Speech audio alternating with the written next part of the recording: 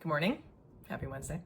Last week I did a poll on LinkedIn about what type of content people want to see as I look forward to the next year. And so the top two coming in both at 32% were improving individual performance and strengths and how to use them. So let me talk about strengths really quick, what it is, talk about a few of the common questions I hear about this and how it ties to improving personal performance. Strengths is the CliftonStrengths assessment by Gallup. It used to be called StrengthsFinder. I am a CliftonStrengths certified coach. I've been working with teams, leaders, individuals, all looking to improve their performance over the past 7-8 years.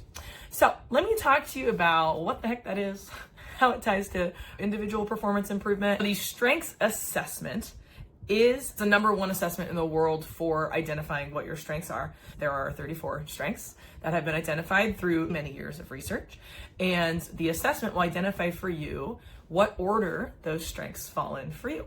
So something to think about with strengths is that it's not necessarily telling you like, hey, you're really great at all of this stuff. What it's actually telling you is that those are your natural ways of thinking, feeling, behaving, acting. And when you develop them and you know how to use them really productively, they can be incredible strengths. There's two different assessments. So there's the top 5 and there's the full 34. The top 5 assessment, a great way to get started, if you can, spring for the full 34. Because the amount of times I hear from people that take their top 5 and they go, oh my gosh, I would have assumed that futuristic would be in my top 5. It could be your number 6 and you're never gonna know. Another question I get a lot from people who've taken it in the past is, it's been 2 years, should I take it again? What they've seen is that people's strengths actually don't change much over their lifetime. It is not statistically probable that you would see something that's at the very bottom, like number 30, move up into your top 10. So really, if you just took it 2 years ago, there's not really a reason to retake it. However, I would never discourage someone from retaking it if you wanted to, just to see if things have changed. Just know that likely things have not changed all that much. The last question I get a lot is, what the heck do I do with this?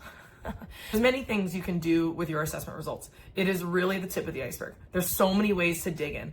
Gallup has tons of reporting you can look at. There's a really great podcast that explains each strength in depth. I'll put the link to that in the post. You can do individual coaching with someone like me, who is a certified coach, who will help you explore more deeply what those things mean, how they apply to you, how you use it to be really successful, and how you overcome some of the blind spots and barriers. I'd love to know, how have you used strengths to boost your individual performance, since that is the thing that it seems like most people were curious about.